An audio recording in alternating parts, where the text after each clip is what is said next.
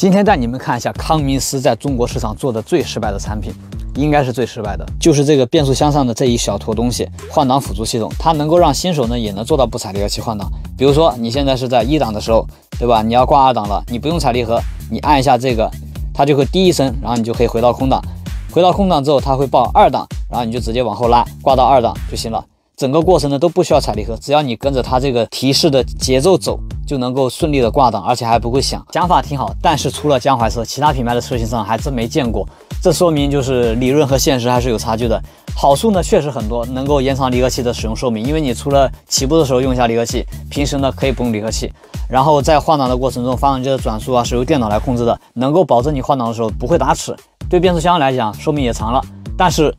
就是很多人不爱用它，觉得太麻烦了。会用的人呢又用不上，他自己已经能够做到不踩离合器换挡了，这个功能呢又有点多余了。我觉得这玩意儿主要还是局限性太多了，必须要康明斯的发动机才能用，而且变速箱还必须得是法斯特的变速箱。你想想，能出这么一个组合的品牌有多少？很多品牌都没有这样的搭配。像我这个21年的江淮戈尔法就是配的康明斯发动机加法斯特变速箱，所以才有这个换挡辅助系统。反正之前收了好多江淮，有几台呢康明斯的全部都是带这个换挡系统的，估计是后期江淮这个东西它自己库存多了卖不掉，全部给它配上了。